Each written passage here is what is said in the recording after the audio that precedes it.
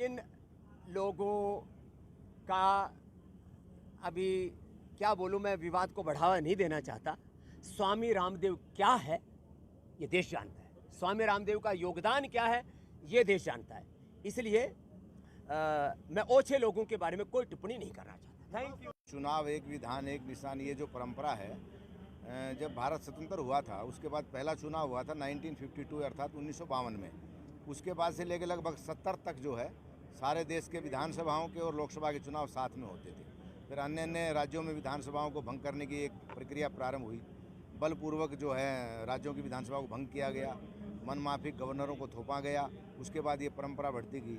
वर्तमान समय में देश की ये जो परिस्थितियां हैं उसको देखते हुए और ये एक बहुत अच्छा सुझाव है। इसके लिए भारत सरकार के हमारे केंद्रीय कृषि मंत्री माननीय शिवराज सिंह चौहान जी और हमारे उत्तराखंड के यशस्वी मुख्यमंत्री माननीय पुष्कर सिंह धामी जी ने सबसे पहले यहाँ हरिद्वार से शुरुआत किया है। संतों के इसमें क्या सुझाव हैं, क्या उनके विचार हैं और वो उनका क्या आशीर्वाद है। तो हम लोग तो एको ब्रह्म द्वितीय नास्ति के सिद्धांत को मानते हैं। अगर सारे देश में एक साथ चुनाव होता है, 6 महीने का एक समय निर्धारित कर दिया जाए, सभी दलों के जो वरिष्ठ नेता है वो मिल करके कि एक बार लोकसभा का चुनाव, 2 महीने बाद विधानसभाओं का, उसके बाद में नगर पंचायत नगर पालिकाओं के 6 महीने खाली चुनाव, उसके बाद विकास के काम में लगे रहें, क्योंकि सारा प्रशासन उसमें जो है बंधक हो जाता है। हर राज्य में कहीं देखो जहाँ आचार संहिता लगी रहती है।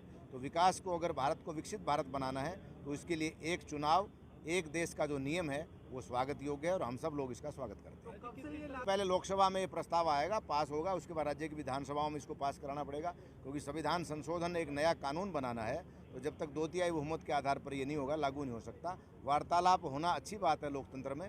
संवादहीनता समस्याओं को जन्म देती है, लेकिन संवाद समस्याओं को हल करता है। इसलिए एक संवाद की शुरुआत हुई है और हरिद्वार से जब भी किसी आंदोलन की शुरुआत होती है और राम जन्मभूमि का आंदोलन हो, वो मुझे आशा है कि सिरे चढ़ेगा। सभी संत अपना अपना इसमें आशीर्वाद देंगे माननीय मुख्यमंत्री जी को और भारत सरकार के कृषि मंत्री शिवराज सिंह जी को पुनः एक बार हरिद्वार आगमन पर और संतों के साथ प्रथम गोष्ठी करने पर बहुत बहुत शुभ आशीर्वाद, आभार। नेशन वन इलेक्शन को आशीर्वाद दिया है सब संतों ने, क्योंकि हम संतों के लिए देश से बड़ा कुछ भी नहीं है। माता भूमि पुत्र हम पृथिव्याः जननी जन्मभूमि स्वर्गादपि गरीयसी के हम उपासक हैं। वन नेशन वन इलेक्शन से शिक्षा तंत्र में भी सुधार होगा, क्योंकि 6 महीने साल भर में इलेक्शन ही चलते रहते हैं, उससे और विकास योजनाएं भी बाधित तो होती हैं।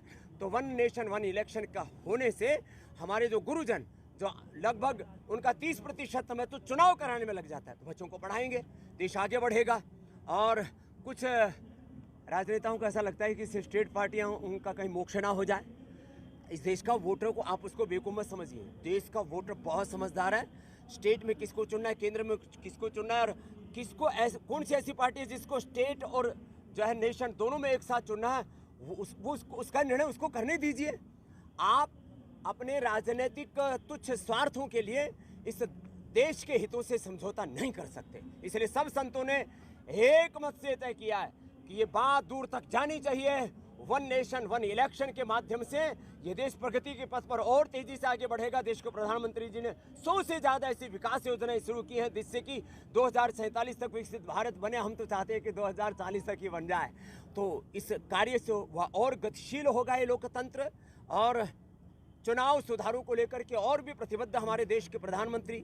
लेकिन कुछ लोग सड़कों पर, संसद में हंगामा और अराजकता करके ऐसा चाहते हैं कि हम लोकतंत्र को बंदी बना लेंगे, लोकतंत्र को हम कैद कर लेंगे। भैया, चुनाव लड़ करके प्रधानमंत्री बन सकते हो, सपने सभी देख सकते हैं। देश के संविधान ने आज़ादी दी है सबको, ये अधिकार दिया है कि आप प्रधानमंत्री बनने के सपने देख सकते हो, लेकिन प्रधानमंत्री देश के वोटर बनाते हैं। आप दिवा स्वप्न ना देखें। हाँ, इतनी बात मैं जरूर कहूँगा, सुधार यद्यपि शिक्षा तंत्र, चिकित्सा तंत्र, अर्थतंत्र, कृषि तंत्र, लोकतंत्र के विविध घटकों में सुधार की आवश्यकता है और उसके लिए भी देश की सरकार भी काम कर रही है, आगे भी काम होते रहेंगे। लेकिन कुछ लोगों को ऐसा लगता है कि देश में कुछ अच्छा काम हो ही नहीं रहा, इसलिए छोटे छोटे बच्चों को भी 5, 7, 10 साल के बच्चों को आगे कर रहे हैं कि थाना घेर लो, एसपी को घेर लो, डीएम को घेर लो, सड़कों के ऊपर खड़े हो जाओ। नाबालिग बच्चों को, छोटे बच्चों को आंदोलनों में धकेलना चाहिए। जो वरिष्ठ नागरिक है, 18 साल की उम्र के बाद के जो नागरिक हैं, उनको आगे आना चाहिए।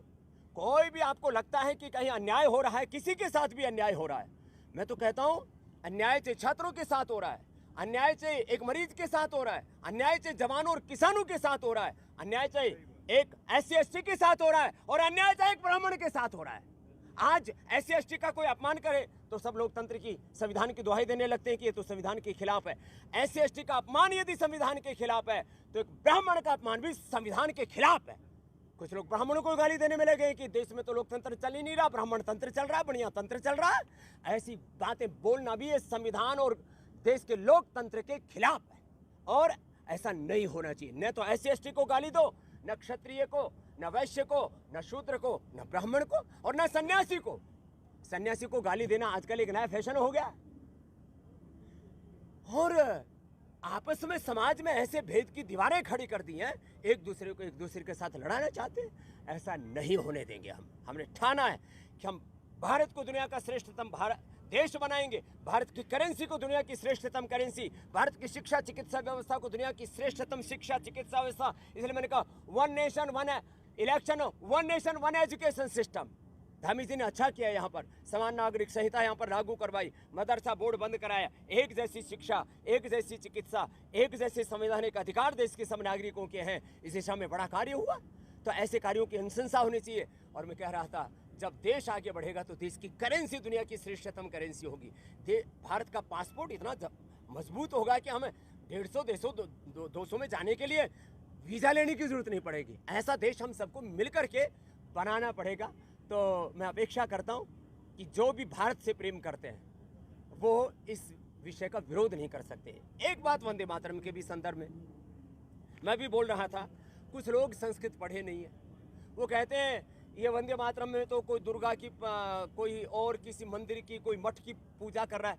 हम भारत माता को ही कह रहे, वही दुर्गा है, वही लक्ष्मी है, वही हमारे लिए धर्म है, वही विद्या है, वही हमारा मंदिर है, वही हमारे 10 प्रहारों को धारण करने वाली है, वही हमारे लिए अप्रतिम है, वही हमारी इष्ट है, अभिष्ट है।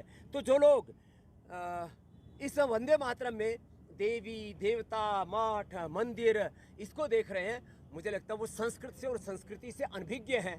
उनको थोड़ी संस्कृत पढ़ लेनी चाहिए और थोड़ा उनको बोध होना चाहिए कि हमने भारत माता को सारी उपमाएं देगी। हम मेरा मठ, मेरा मंदिर, मेरी पूजा, मेरा कर्तव्य, मेरा मंतव्य, मेरा गंतव्य, मेरा धर्म, मेरा सर्वस्व मेरी भारत माता है। ये वंदे मातरम का अर्थ है। अब उसको लोग ना समझ करके, अरे भारत मेरी विद्या है, तुम ही धर्म, तुम ही हृदय, तुम ही मर्म, तुम्हार प्रतिमा घड़ी मंदिर है, तो सब कुछ जब हमारी वाणी विद्या दायिनी माँ तुम ही हो, तो हमने वहाँ कोई सरस्वती की उपासना नहीं की, कोई दुर्गा की उपासना नहीं की है। जो ये कहते हैं अबला के नु माँ, ये तो बोले, अरे कौन कहता है माँ तुम अबला हो? तो माँ की उपासना को मठ मंदिरों से, देवी देवताओं से जोड़ करके फिर ये कहना कि ये तो इस धर्मी संस्कृति के विरोध में, ये सब बौद्धिक दिवालियापन है, ये ठीक नहीं है।